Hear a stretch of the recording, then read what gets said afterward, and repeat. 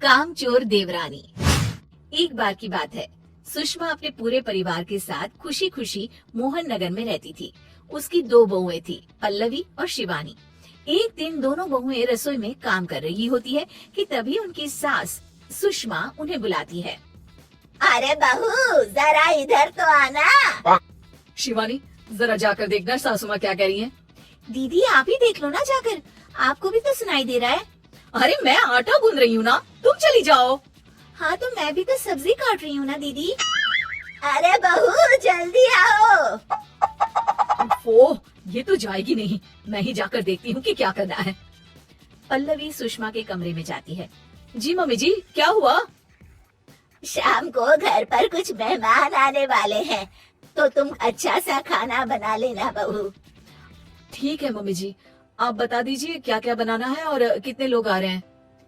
सुनील की मौसी जी और उनका पूरा परिवार आ रहा है। कुल मिलाकर 3 लोग और हमें मिलाकर हुए 9 लोग। तो अभी से ही तैयारी करना शुरू कर दो। और हाँ, घर की सफाई भी कर देना, हाँ अच्छे से। जी मम्मी जी, सब काम हो जाएगा, आप चिंता मत कीजिए। पल्लवी शिवानी को घर में मेहमान आने वाले हैं इसके बारे में बताती है। क्या 9 लोगों का खाना बनाना होगा, घर की सफाई करनी है? बाप रे, सासू माँ ने तो हमें घर की नौकरानी ही समझ कर रखा है। ऐसा नहीं बोलते शिवानी, हम इस घर की बहू हैं और घर के काम करना हमारा फर्ज है। दीदी तो है ही सासू माँ की चमची, जब देखो सासू माँ सासू माँ। मैं तो इतना सारा काम नहीं करने वाली। शिवानी कपड़े लेकर गमला साफ कर रही होती है और चक्कर आने का नाटक करने लगती है। मेरा सर चकरा रहा है। तभी वहाँ पल्लवी और सासू माँ जाते हैं।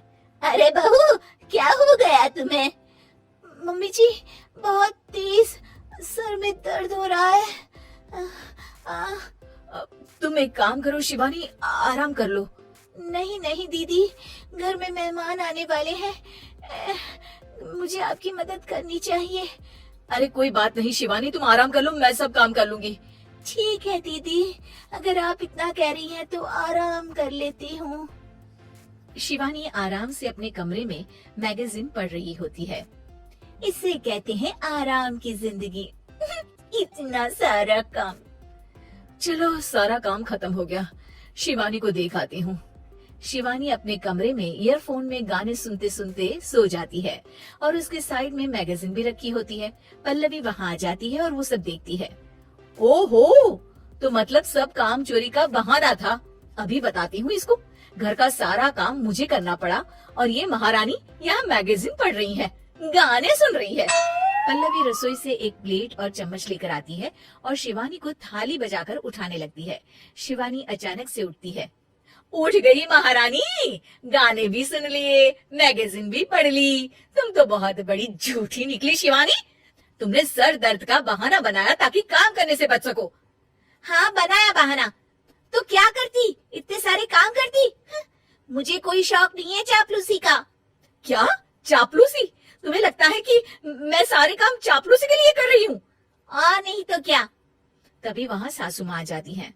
अरे बहू, वो लोग बस आने ही वाले हैं, तुम तैयारियां कर लो। जी सासू माँ, तुझे तो मैं बाद में देखती हूँ। सब खाना खाने बैठते हैं और खाना शुरू करते हैं। तभी सुनील की मौसी बोलती है। वाह भाई वाह, खाना तो बहुत ही अच्छा बना है सुषमा जी, एक एक चीज में क्या स्वाद है। ये सुनकर शिवानी मुंह बना लेती है। उसे अपनी जेठानी की इतनी तारीफ रास नहीं आती। आपकी बहुएं तो बहुत ही अच्छा खाना बनाती है। हाँ बनाती तो दोनों ही अच्छा है, पर आज ना ये सारा खाना बड़ी बहू ने बनाया है। छोटी बहू की तबीयत ठीक नहीं थी, सो इसलिए। मानना पड़ेगा सुषमा जी, आपकी बड़ी बहू तो बहुत ही गुणवान है। पल्लवी की तारीफ सुनकर शिवानी को जलन होती है। पल्लवी ये सुनकर खुश हो जाती है और शिवानी की तरफ देखकर उसे चिढ़ाती है। कुछ देर बाद मेहमानों के जाने का वक्त हो जाता है। मौसी जी सबके लिए उपहार लाई होती है। वो सबको शगुन के पैसे देती है और अंत में पल्लवी के पास आती है। तुम्हारे लिए शगुन का लिफाफा तो है ही, पर बहू तुम्हें एक और उपहार भी मिलेगा, इतना अच्छा खाना बनाने के लिए। मौसी अपने सोने की कंगन निकालकर पल्लवी को पहना देती है।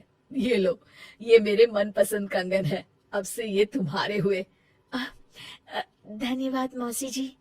ये देखकर शिवानी तो पूरी तरह से जल जाती है और गुस्से से रसोई में चली जाती है। तभी वहां पल्लवी आ जाती है और उसे अपने कंगन दिखाने लगती है। देवरानी जी, अब आपका सर दर्द ठीक तो है ना? मुझे लगता है कि अब सर दर्द शुरू हो गया होगा आपका।